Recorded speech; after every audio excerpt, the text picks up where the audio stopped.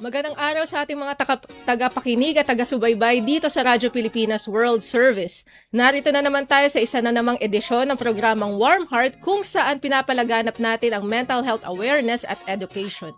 Kami pa rin po ang inyong mga lingkod, Drizzle Nanyong at Steph Vicente. Kasalukuyan niyo po kaming napapanood sa official Facebook page ng ating himpilang Radyo Pilipinas World Service. Paki-follow na lamang din po kami sa aming FB page para live na live niyo po nga napapakinggan at nasusubaybayan ang ating mga programa dito sa ating himpilan. Bukod sa FB page, ay maaari ninyo rin kaming panoorin sa aming YouTube channel sa Radyo Pilipinas World Service via replays and re-uploads para pwede ninyo po kaming balikan ang aming mga episode.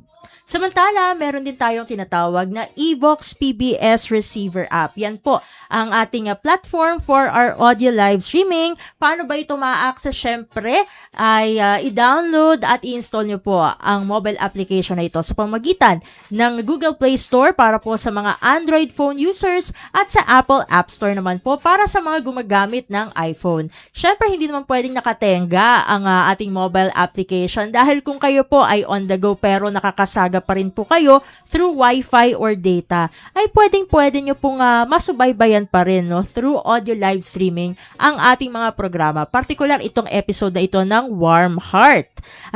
Paano ba ang gagawin? Syempre, pagkapasok nyo muna sa Evox PBS Receiver app, pakihanap nyo lang po, nasa likod na ni Warm Heart Drizzle ang ating logo ng Radyo Pilipinas World Service. Click nyo lamang po, pindutin nyo lamang po at agad-agad po kayo mapupunta sa live episode ngayon ng Warm Heart.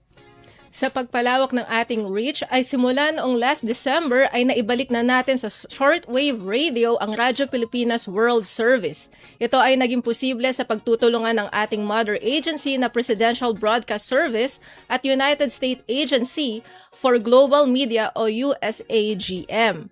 Ang Warm Heart ay napapakinggan tuwing Lunes na madaling araw oras dito sa Pilipinas sa mga sumusunod na shortwave frequencies: 9.920 MHz, 12.120 MHz at 15.190 MHz. Ka-Warm Heart Drizzle, syempre hindi naman natin pwedeng kalimutan ang kapitbahay nating istasyon, ang Radyo Magazine, dahil meron tayong replays via audio po yan every Saturday and Sunday mula 1:00 hanggang 2:00 ng hapon. Ka-Warm Heart Steph, ano nga ba ang ating topic ngayong umaga na to?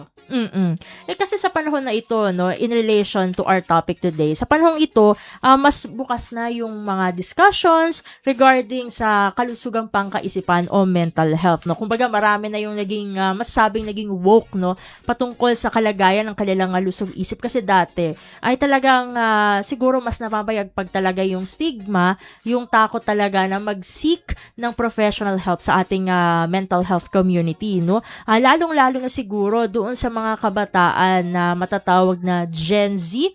Ako, hindi ko alam kung ako ba yung millennial ba talaga, Gen Z, kasi iba-iba yung lumilito. Pag ginugoogle mo, yung 1996, nilalagay minsan sa millennials, minsan sa Gen Z. Kaya kahit ako nalilito, ano ba talagang generasyon ako. Pero yun nga, madalas kasi natin naririnig, pagka pinag-uusapan ng mga Gen Z or even the younger generations, yung mental health, makakarinig ka ng mga words like triggered, trauma, boundaries, at healing. 'Di ba?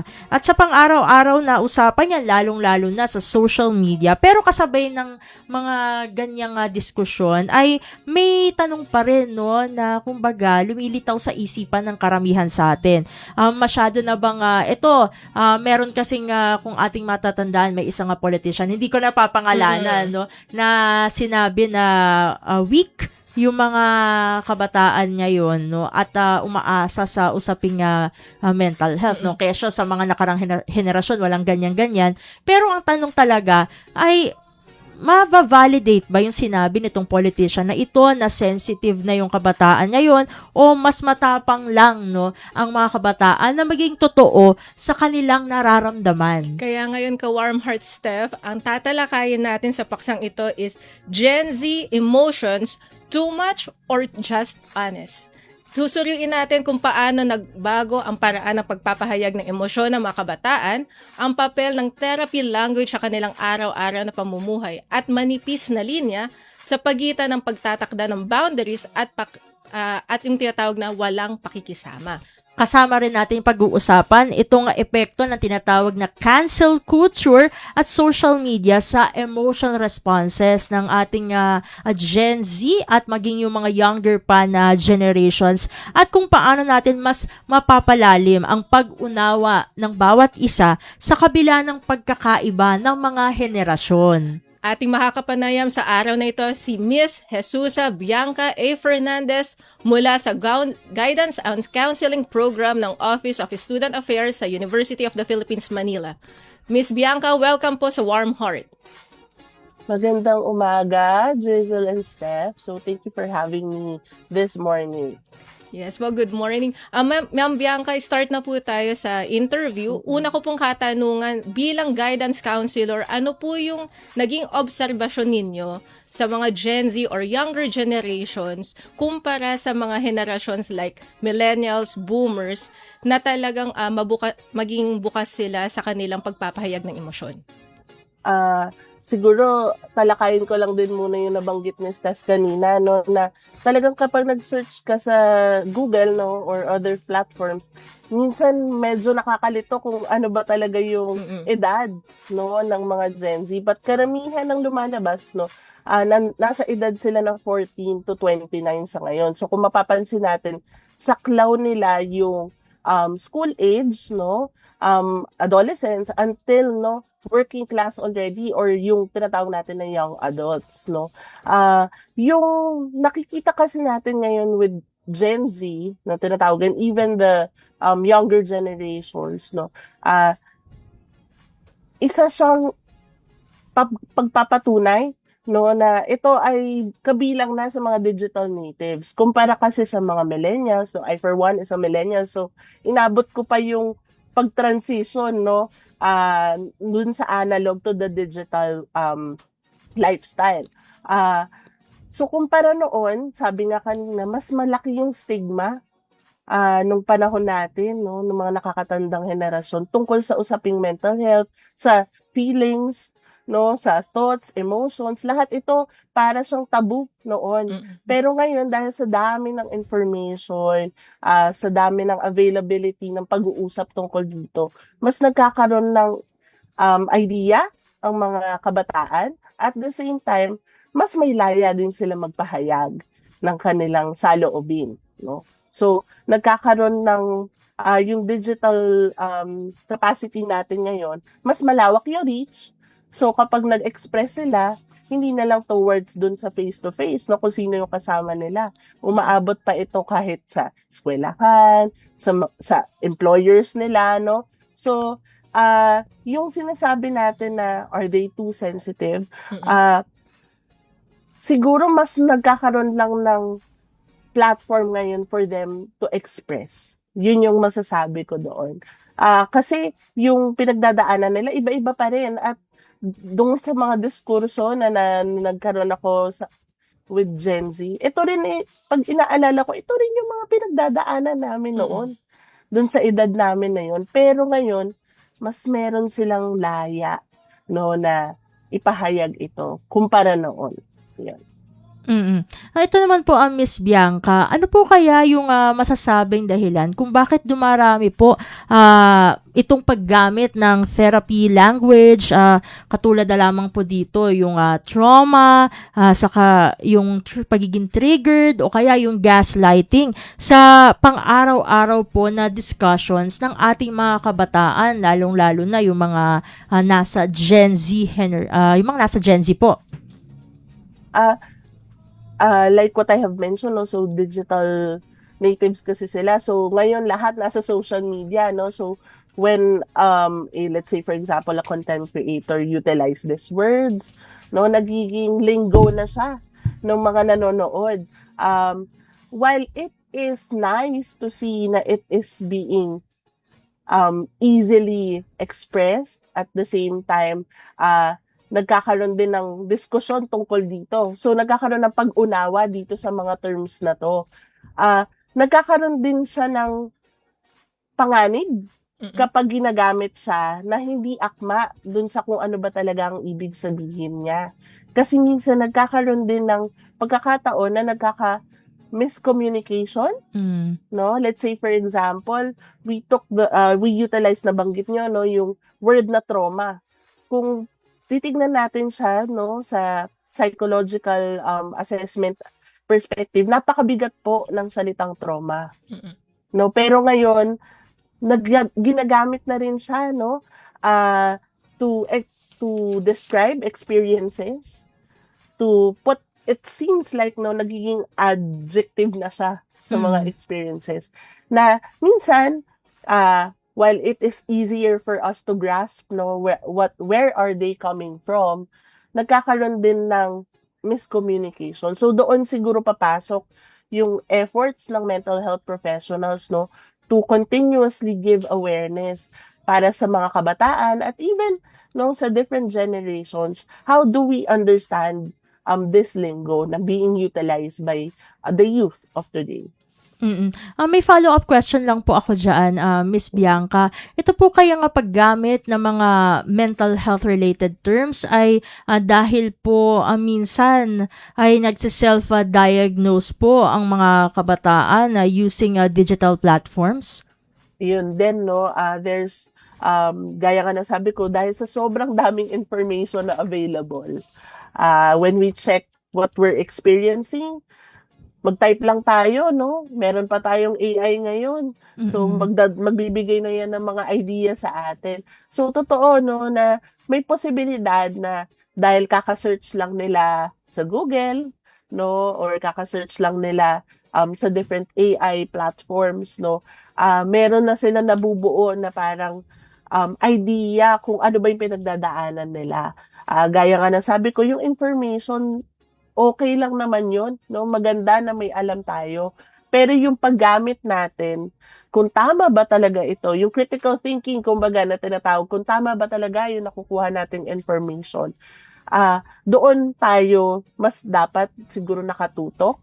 And doon papasok yung, kung meron tayong mga nararamdaman, nakikita na natin na may mga symptoms, no, na tinatawag in terms of our mental health.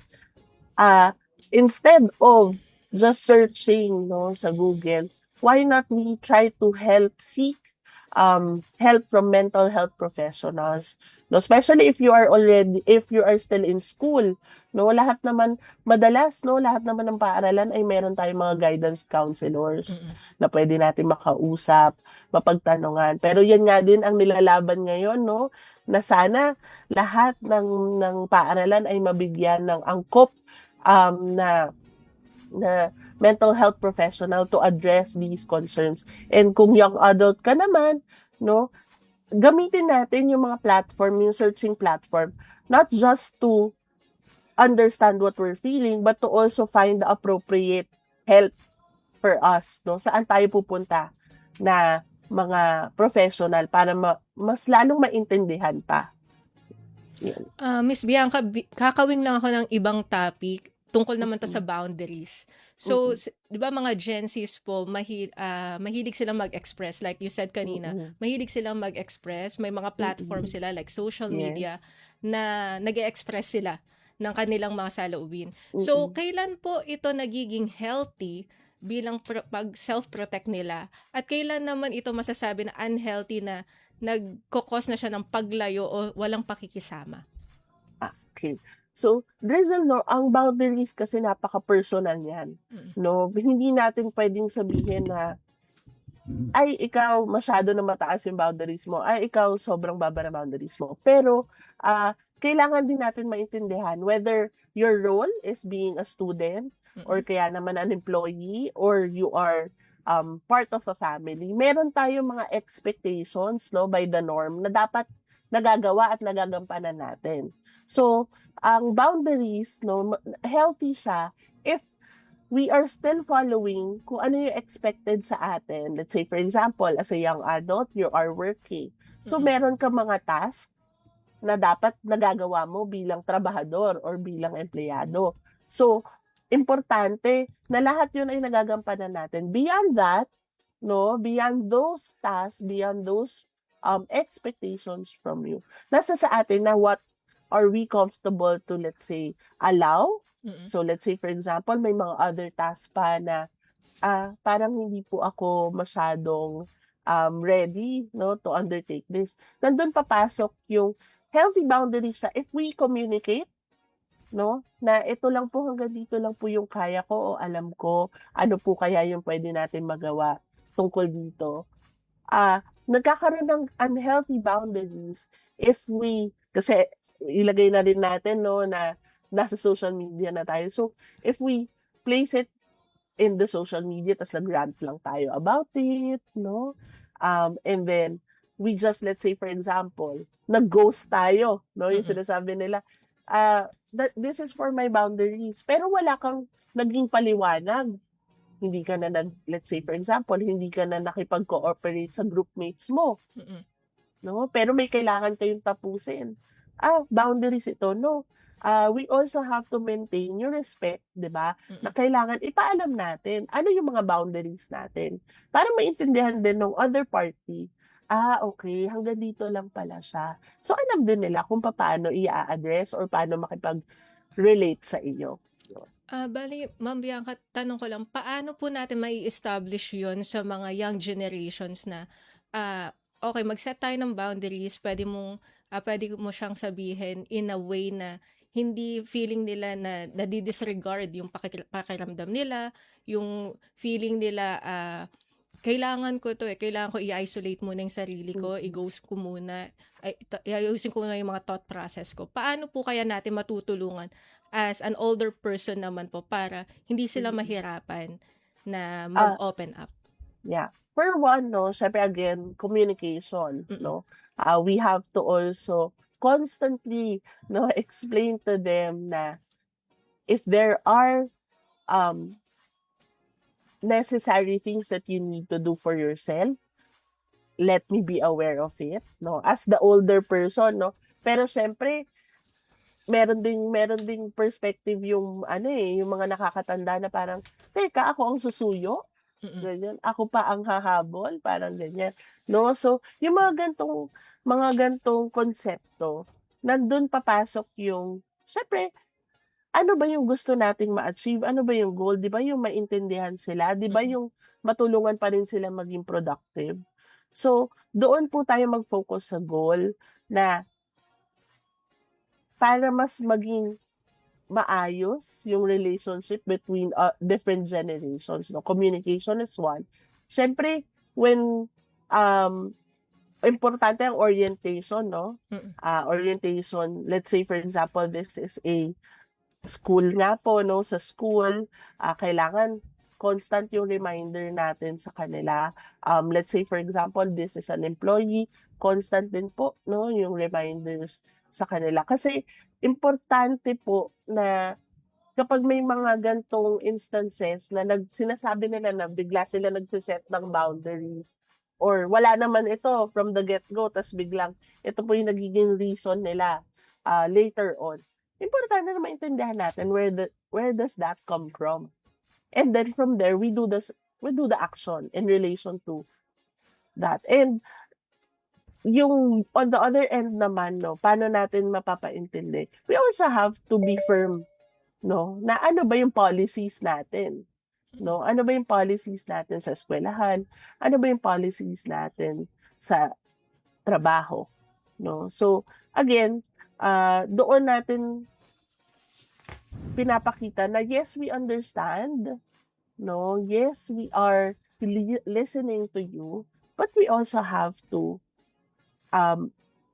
do what is necessary, no, na expected of you also as a student or kaya naman po ay as an employee. Mm. Ito naman po, Miss Bianca, no, mabalik lang po tayo dun sa paggamit ng therapy language. Mm. Um, Paano po kaya natin na matutulungan yung ating mga kabataan, yung mga nasa Gen Z and even younger generations na maunawaan yung kaibahan po ng normal emotions doon sa mga serious mental health concerns, since baka nagkakaroon ng confusion lalong-lalo po kapag may instances na nagsa-self-diagnose. Yeah. So very important yan, no? That's why doon sa mga mental health professional na merong wider reach or merong platform, we really ask for them, no, or request them na let's be mindful of what we share also. Kailangan palaging meron tayong mga disclaimers, no? Kailangan meron tayong mga um, further information, no, where to go, what to do, no? Kasi ito yung mga importanteng nagagrasp nila in social media. But let's say, for example, this is between two individuals, no, na nag-uusap lamang. To identify normal emotions. Actually, lahat naman po na nafe-feel natin. These are all, sinasabi nga nila, valid, no? Mm. So, lahat naman ito. Pero kailan nga ba siya nagiging in relation to serious mental health condition? Unang-una na po, no, kapag yung mga pinagdadaanan natin is disrupting our daily living. Meaning, hindi tayo na nagpa-function as we go. Let's say, for example, sa bahay, kailangan, di ba po, tayo nakakapag-alaga pa rin ng sarili natin. Kailangan, kumakain tayo, natutulog tayo ng ayon sa oras, no? Pag itong mga little things na to na sinasabi, hindi na rin nagagampanan dahil let's say for example, masyadong malungkot, masyadong madaming iniisip, masyadong kinakabahan, hindi na siya nakakaligo, hindi na siya nakakakain. No? So kung meron ng nagiging disrupt dun sa normal and usual routine ng isang tao, then that is a point wherein maybe there is something na kailangan i-assess or tignan regarding mental health. No? So, yung mga negative emotions na sinasabi nila na sadness, fear, worries, no? Feeling ng pain, no? Hurt, emotional hurt.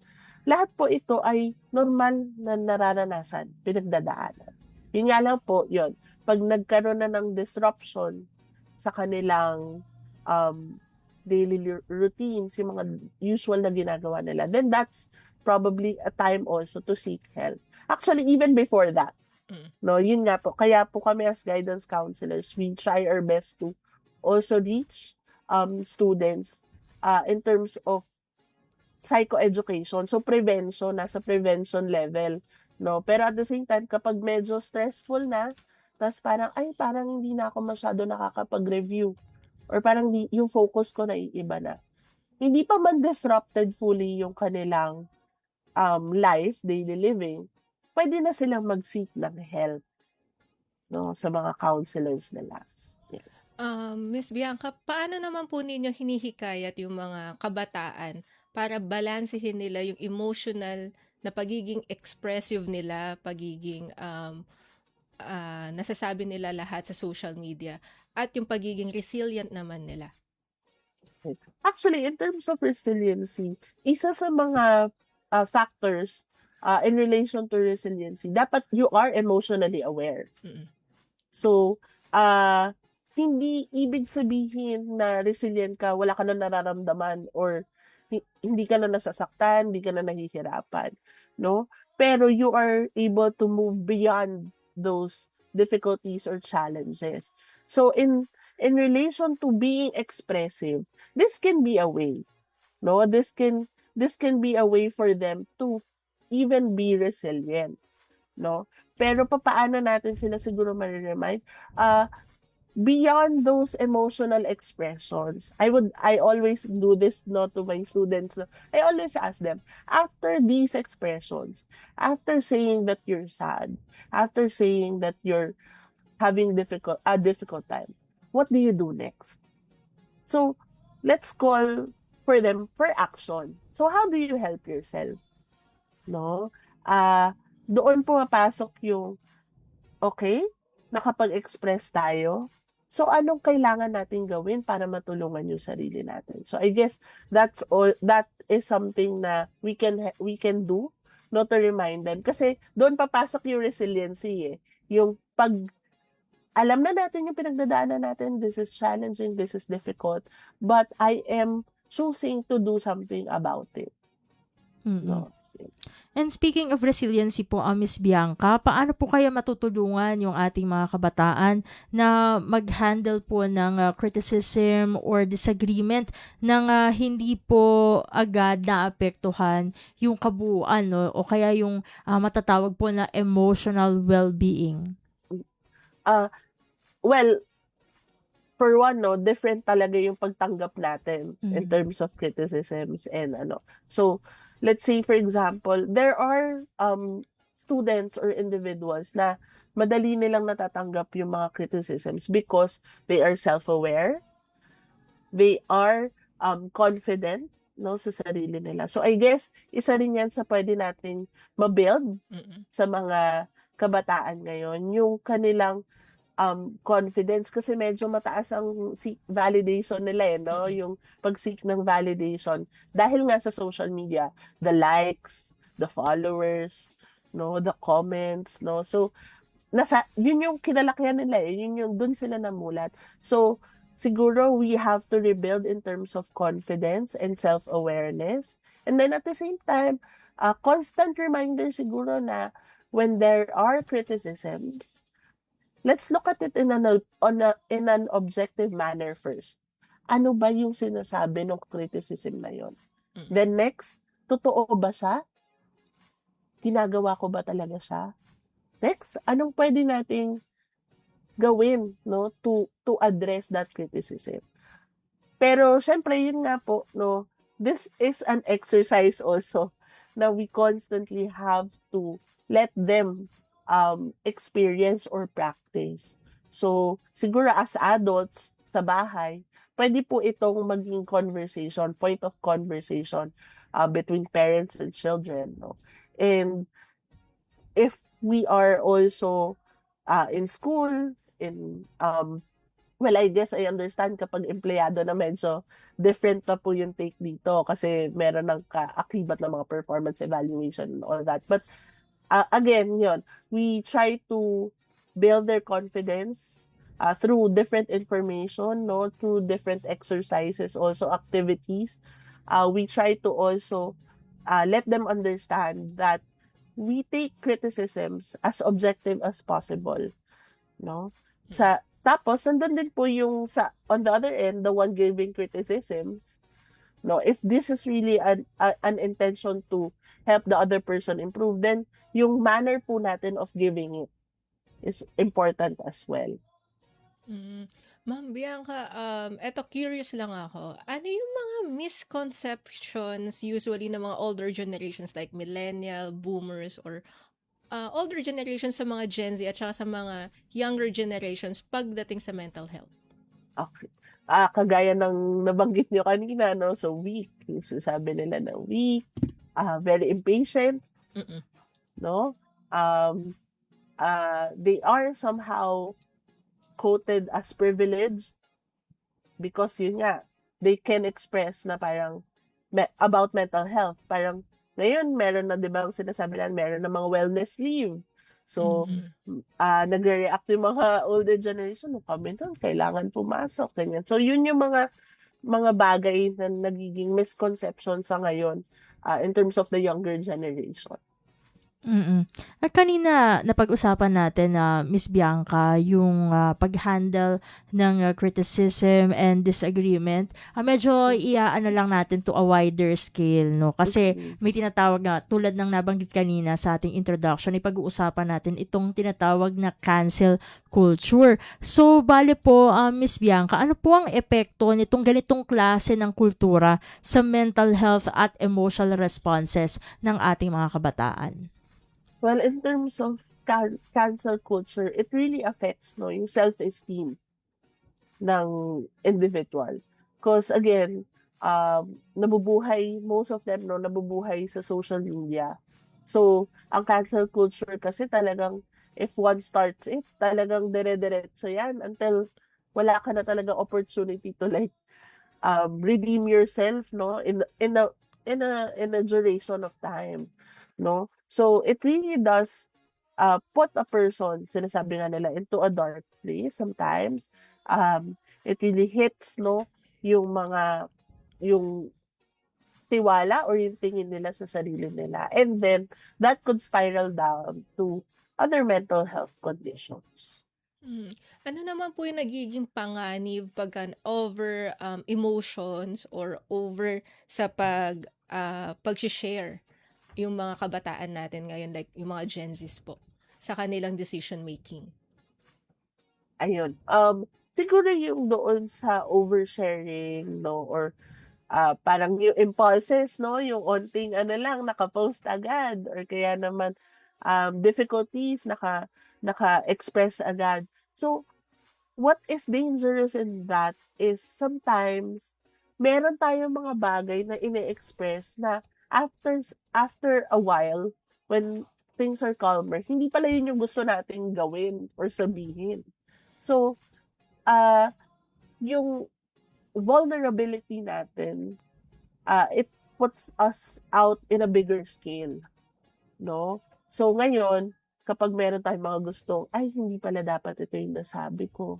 Parang napakahirap na ngayon bawiin, no? Napakahirap na hindi pala dapat ito yung nagawa ko. Hindi pala ako dapat nang bash agad or sumagot agad, no? So, I am more of the impulse, no, na nagiging dangerous siya if we share right away yung mga pakiramdam natin or thoughts natin without having that pause to understand really kung ano yung current na pinagdadaanan natin. But there's also that aspect, no, na sinasabi nila na cathartic release, no, yung pagka nasigaw na or kaya naman naisulat na, nai-type na, nai-post na, biglang umu-okay, no. That is something na nangyayari po talaga sa mga individual. Yun nga lang, syempre, merong consequences yung mga actions natin. And in oversharing, people can feed off of that, right? So, people can judge you, people can say a lot of things, no? Actually, rampant ito, no, na when someone posts, doon makikita nyo sa comment section, no, napakadaming opinions. And while sometimes you can get answers from those opinions, sometimes it also clouds your thoughts even more. So, yun yung siguro nagiging danger lang din when we do oversharing, especially in the context of social media. Miss Bianca, siguro panghuling katanungan ko lamang po ito. Ano po yung easiest way para matukoy namin kaming mga older people or tayo po na valid yung nararamdaman ng isang bata or ng mga younger generations, o sobra lamang silang emotional sa isang mga nangyayari sa events nila?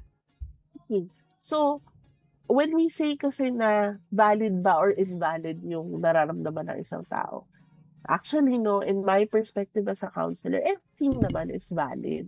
So, let's say, for example, when a person says to you na natuwa ako, hindi mo naman pwedeng sabihin, ay, hindi ka natuwa. Mm.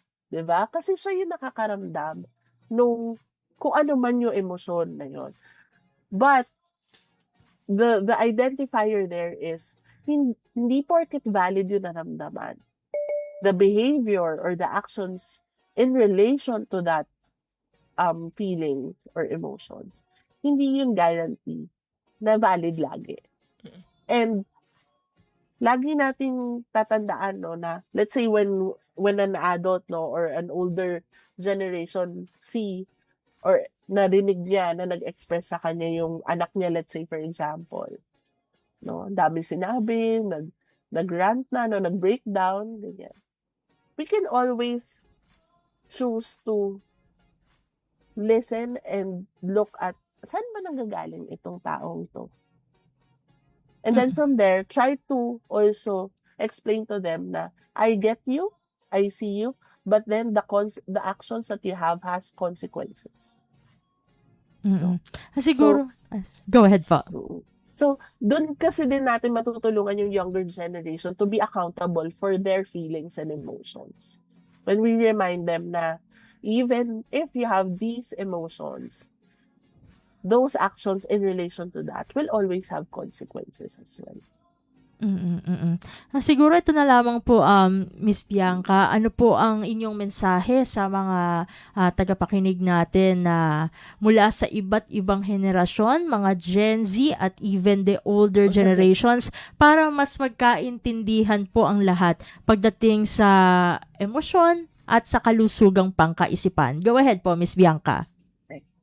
Siguro, I would like to remind everyone that it is important to have an open mind when we are relating with each other.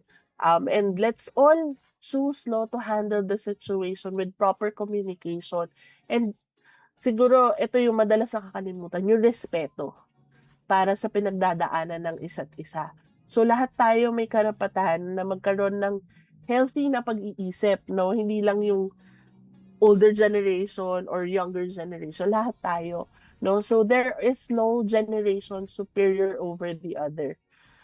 There will always be a better environment, no, if each and every one of us understand each other.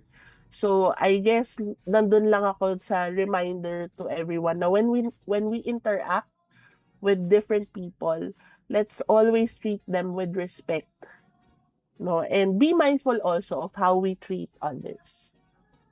And with that po, maraming salamat po, Miss Bianca, for joining us dito sa ating programang Warm Heart, kahit na, of course, we know that Sunday is a family day. Sa ulitin po, God bless po at mabuhay po kayo. Thank you. At ating nakasama si Ms. Jesusa Bianca A. Fernandez mula sa Guidance and Counseling Program ng Office of the Student Affairs sa University of the Philippines, Manila, kaugnay sa paksang Gen Z Emotions, Too Much or Just Honest. Susunod naman natin dadakuin ang segmentong Attitude of Gratitude. Magbabalik ang ating palatuntunan makalipas lamang po ang ilang mga paalala. May dalawang mukha ang gutom na matagal nang kinahaharap ng bansa. Ang gutom ng magsasakang buong araw nagtatanim pero kapos pa rin ang kita. Ang gutom ng pamilyang walang maihain. Ang ugat ng problema, maraming dinadaan ng mga middlemen ang mga ani. Nagmamahal ang pagkain pero lumiliit ang kita ng mga magsasaka habang nahihirapang makabili ang mga pamilya. Ito ang binago ni Pangulong Ferdinand Marcos Jr. Ang presidente natin napakalinaw ng instruction sa amin noon, huwag kami bibili sa mga malalaking kumpanya. Unahin ang mga farmers co-op. Lahat ng mga benepisyaryo ng walang gutom, sa farmers co-op rin tayo humahango. So sir, yung farm niya, doon na kami bumibili. Noong nakaraang linggo, dinayo ng Pangulo ang South Cotabato. Kanyang ininspeksyon ang pagsasanib puwersa ng Department of Agriculture at Department of Social Welfare and Development para tiyaking mula bukid ay diretso na ang ani sa DSWD. Na-conceptualize ng ating Pangulo, mabawasan yung layers, lumaki ang kita for both the farmers and mas baba din ang gastos for the consumers. Pinakinggan din ng Pangulo ang mga pamilya. Ngayon, mas makakain na talaga kami ng 3 beses sa isang araw. Kanin na. May ulam na sir, may protein na tayo eh. Ganito, hindi na kayo nag-aalala na lalo na kayo, ang dami ninyong pinapakain. Para sa Pangulo, ang food security ay hindi lang programa, kundi pangako na ang tulong ay pangmatagalan. Ang tawag namin, hindi na farm to market. Ang tawag namin dito, farm to table. Dahil tuloy-tuloy, mula sa mga farmer, dire-diretso na sa kanilang hapagkainan. Sa buong bansa, tuloy-tuloy ang trabaho. Isa-isang inaayos ang mga bagay na magpapagaan sa buhay ng mga Pilipino, tulad ng sama-samang pagkilos ng pamahalaan para sa siguradong pagkain sa bawat hapagkainan. Attitude of gratitude. Attitude of gratitude. Attitude or attitude. Attitude of gratitude. Gratefulness. Gratefulness. Gratefulness. Joy. Joy. Joy. Appreciation. Appreciation. appreciation, appreciation, attitude, attitude of gratitude, of gratitude.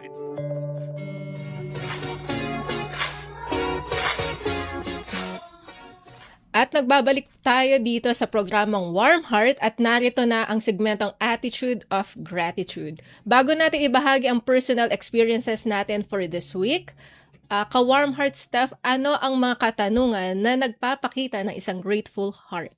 So, ayan na nga ka-Warm Heart Drizzle, no? Ito yung mga questions na lagi naman natin sinasabi na nakapag-evoke, no, ng gratitude sa ating mga puso. Una na dyan, what happened today that was good? Pangalawa, which people in my life am I grateful for? Pangatlo, what am I taking for granted that I could be thankful for? Pang-apat, what did I accomplish today? Panglima, what is the last book I read or movie, show, or social media clip I saw that I really appreciated and why? What am I most looking forward to this week, month, and year and why? Yan yung pang-anim natin. Pang-pito, what is the kindest thing someone has said or done lately? At pang-walo, what can I celebrate today? Ayun. So, siguro, sino mauna sa atin dalawa? Ikaw na, Warm Heart. Ako na ba? Yes. Siguro, ito naman in general naman ito matagal-tagal na rin, no? Nung huli tayong nakapag-discuss ng ganito yung personal experiences. Siguro in general, no, yung maka-get by ka sa araw, mairaos mo ang isang araw, isang malaking blessing na yon. Kasi lalo na mahirap ang buhay ngayon, lalo na kung meron ka pang mga sinusuportahan na mahal mo sa buhay, isang malaking bagay na nakakain ka 3 beses sa isang araw, natapos mo yung 8 to 5 na trabaho mo, pagdating mo sa bahay, kakain ka, makakatulog ka, and then nagre-reset yung katawan mo, and then balik ulit sa dating routine. Tapos, syempre, meron tayong mga days off na ating pinapahalagaan time para magkaroon ng bonding moments with family, makausap yung mga mahal mo sa buhay, makachikahan, makakatch up mo yung iyong mga kaibigan. Yung mga ganong simpleng mga ganap ay maituturing na big wins and of course blessings na binibigay sa atin ni Lord. And of course, syempre, yung pagiging thankful siguro dun sa mga tao na nakakasama mo sa journey mo pang araw-araw, yung presence nila para ma-survive mo ang bawat araw. Malaking bagay na yun kasi minsan kailangan mo lang talaga ng kausap para mailabas mo lahat ng mga, hindi naman masasabing hinanakit, no? Pero mailabas mo yung saloobin mo, yung burdens na kinikimkim mo, no? Although, sabi nga nila, dapat iniiwan sa bahay, no? Yung stress sa bahay. Iniiwan mo sa trabaho, stress sa trabaho. Pero kasi, minsan di mo maiiwasang mag-overlap parehas yan, Kaya, nandyan yung mga friends para mapalabas man ng opisina, dito sa opisina, nasa eskwelahan man o nasa labas ng eskwela, nandyan sila kasi hindi ka naman nakakahon talaga dun sa kumbaga dun sa mga nararamdaman mo hindi siya pwedeng ikahon na para dito lang yun, para dito lang yan. Dahil merong mga tao na handang makinig kahit hindi nila masyadong alam yung topic, sa totoo lang, no? Basta nandiyan lang may mga tenga na handang makinig para dun, kahit sa mga personal na bagay, kahit paulit-ulit nga, yung mga taong yun, willing pa rin sila makinig, magbigay ng advice. So, nakakatuwa, no? Kasi ako nakatagpo ako ng mga taong gano'n na meron akong mga personal struggles din, no, sa bahay na nasasabi ko sa mga workmates ko or mga work friends, no, pero hindi sila yung sasabihin na, ba't mo dinadala dito sa trabaho yung problema mo sa bahay? Hindi gano'n kasi nakikinig sila, nagbibigay ng possible solutions at yun, nakakatulong yung mga solution na yun pang guide din, no, sa pagbalik ko naman sa bahay kapag umuwi ako from work. So yun ang aking pinagpapasalamat sa ating segment ngayon na Attitude of Gratitude. Ikaw naman, ka Warm Heart Drizzle. Siguro ako, ang sasagutin yung number 7, yung what am I most looking forward to this week, month, and year, and why? Siguro ako, Warm Hearts, lagi ko nasasabi sa'yo, looking forward ako every Saturday kasi tita duties eh. Oo nga. Yun. So, share ko lang sa lahat, sobrang happy lang ako kasi etong darating na July 23, 1-month-old na ang baby Kyrie namin. Yun. Tapos, sa next month naman, sa August, is it August na, di ba? Yes. August 3 months na din ang aming baby Basti. So, yung dalawang pinakagwapo na newborn sa paningin ni Tita Drizzle, sila yung looking forward ako every day, every moment. At mga ka-warm heart, i-share ko lang kasi proud tita nga, Oo. na gumagawa ako ng journal para sa mga pamangkin ko. Yung growing up nila hanggang siguro dumating sila sa 5 years old. Tapos ipapakita ko sa kanila kung gaano sila ka-cute ng mga bata pa sila, ng mga newborn pa sila. Ano talaga, iba rin ang feeling ng mga may baby, no, sa paligid. Kasi nakakagaan naman talaga ng loob kapag kami nakikita ang mga baby, no, lalo na pag ang cute, no, kahit pagod ka, makita mo Yes. sila parang, ay, gumagaan na yung, nawawala na lahat ng burdens, no? Kaya nakakatuwa, no? Although, syempre sa amin naman sa bahay, wala pa kaming ganun eh. Soon ka na, ka-warm heart. Ay, ganun. Wala pang ang Ay, oversharing. Oo, pero yun nga, we're thankful, no, dun sa mga tao talaga na nandyan, sa atin, mapa baby man, mapa adults man, no, na kasama natin sa school and sa work, no. Iba pa rin talaga na meron kang matatawag na support system. Yes. So, dadagdag ko lang, pag may baby kasi parang nakaka-good vibes. Oo. Kunyari, parang hindi maganda yung gising mo or hindi maganda yung nag-experience mo the whole week. Pag nakita mo sila parang nawawala, lalo na pagka nagiging talkative, like yung mga pamangkin ko, ang talkative na nila. Although, hindi pa sila nakakapag-form talaga ng mga word, pero alam mo yun, yung parang nagkakaroon kayo ng conversation, naiintindihan niya yung mga pinagsasasabi ninyo, which is ang saya lang. Nakakagaan sa feeling. Yes. At siguro ayan na, no, dito na natin natapos yung ating segmentong Attitude of Gratitude. So ano na ang next, ka-Warm Heart Drizzle? Yes, sa ating pagbabalik ng Warm Heart, dadakuin naman natin ang ating public service announcement. Narito muna ang ilang paalala mula sa ating himpilan. Mabilisang trivia, dagdag talino. Heto na ang Dagling Kaalaman. Alam nyo ba, kahit napakalakas ng isang bagyo, may partitong tahimik at kalmado. Ito ang tinatawag na mata ng bagyo.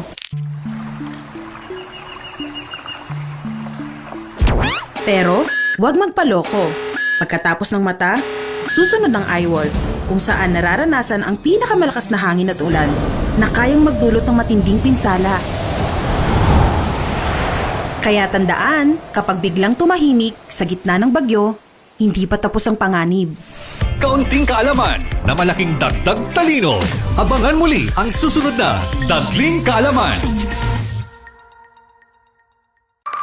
Warm Heart. Warm Heart. Warm Heart. Palawakin ang kaalaman sa mental health. Alamin ang ilang mga self-help tips at makinig sa mga kwento ng paghilom. Dito yan sa Warm Heart. Warm Heart.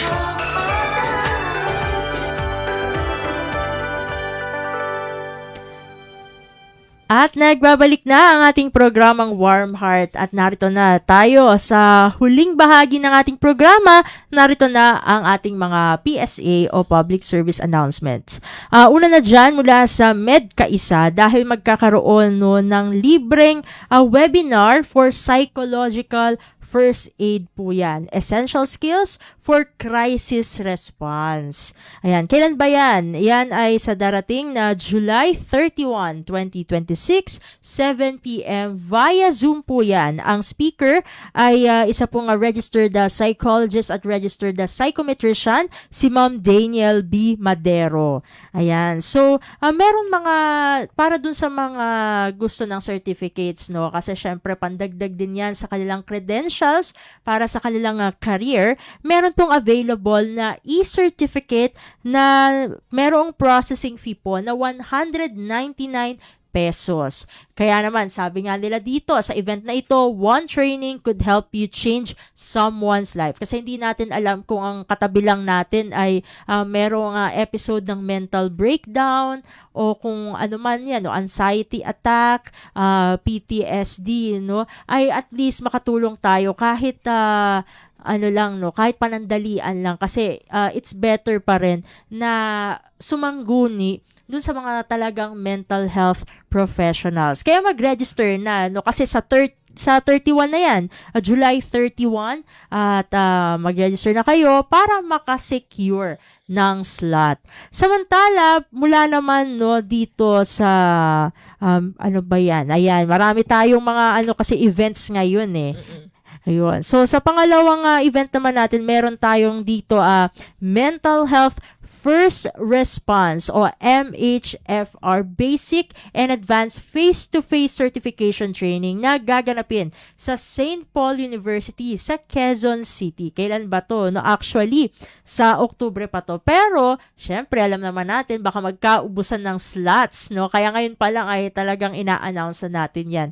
Sabi nga, no, nila ay become part of a growing community of responders committed to supporting individuals experiencing mental health concerns and crisis. Welcome dito yung mga healthcare professionals, educators, HR practitioners, counselors, first responder, students at community leaders, kung saan dito ma-equip po kayo ng practical, evidence-informed skills na kumbaga ay efficiently na mare-recognize, mare-responde, masusuportahan, at maire-refer po yung mga individual na talaga pong nangangailangan ng mental health support. So, ang dito, no, ang resource person para sa event na ito ay si Dr. Art Tolentino.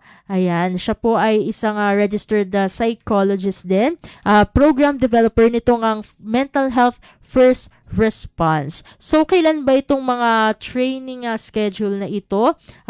Sa October 3, 2026, araw ng Sabado, para sa MHFR Level 1 Basic Certification.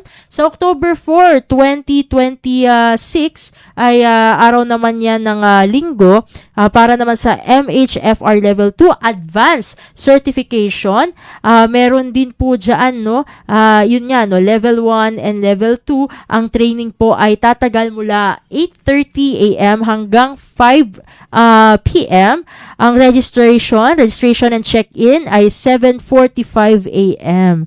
So, ano ba ang matututunan dito, no? Mental health crisis response, suicide prevention and safety planning, MHFR core skills o yung tinatawag po na estimate, risk assessment and referral, at practical skills through interactive activities. Para po sa mga gustong magtanong patungkol sa event na ito, ay paki-contact na lamang po, no, si Sir Anton Jeremy Evangelio, ang MHFR Clinical Program Coordinator and Trainer, sa pamagitan po ng kanyang email address na jeremy@mhfirstresponse.org.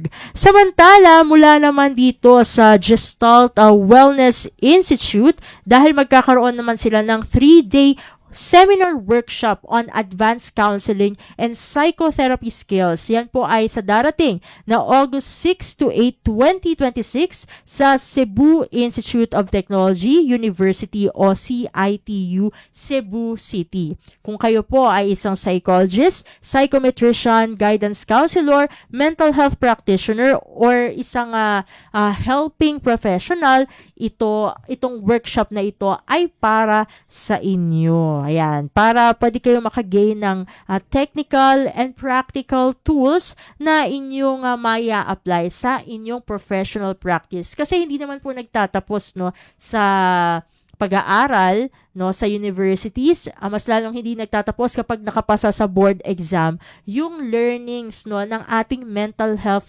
professionals. So, ayan, sabi nga natin, no, total professionals na rin ang tinutukoy natin dito. Meron po dyan CPD points para sa mga registered psychologists, registered psychometricians, at mga registered guidance counselors, no? Pinoproseso na po yan, no? Para, syempre, ay makadagdag po sa inyong credentials. So, ito ay mga rates, no? Para sa ating mga kababayan na nais mag-participate dito sa seminar workshop on advanced counseling and psychotherapy skills.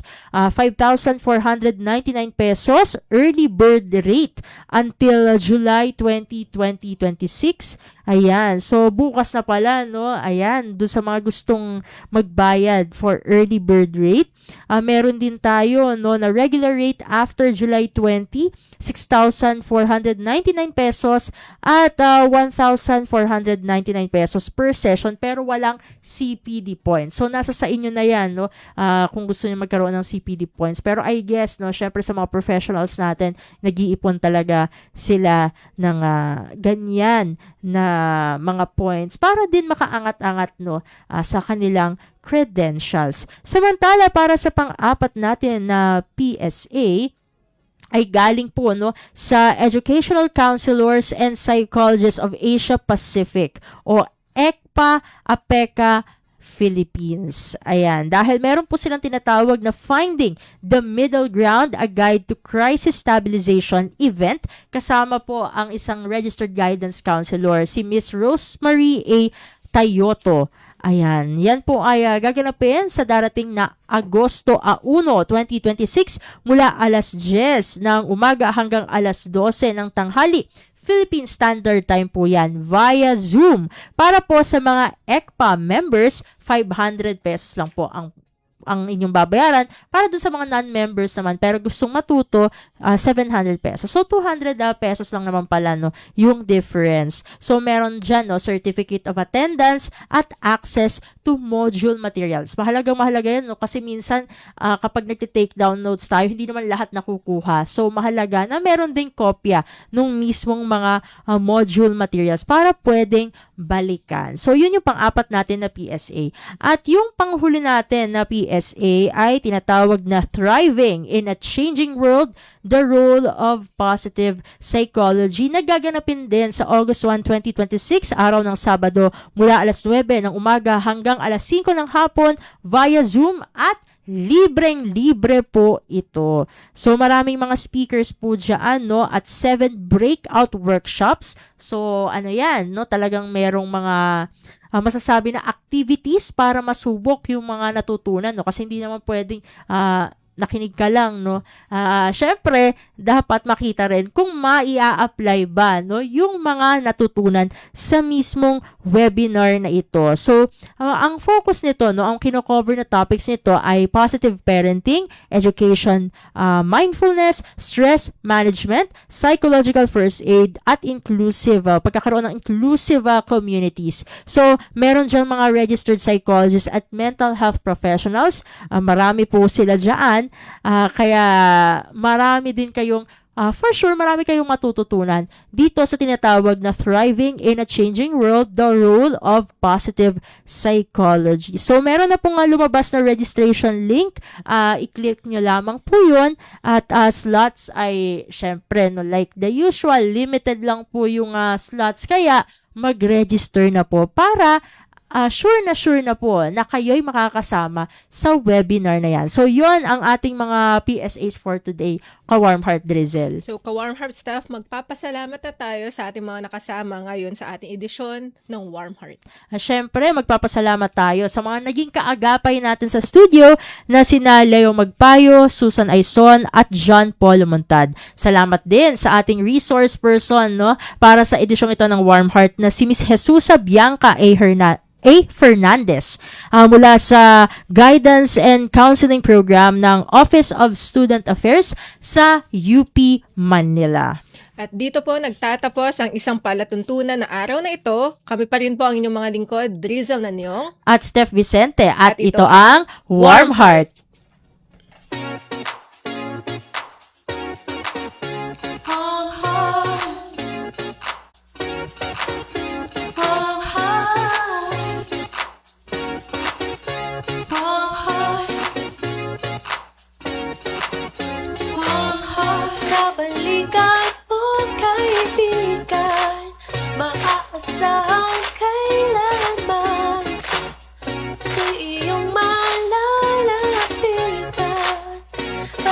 sa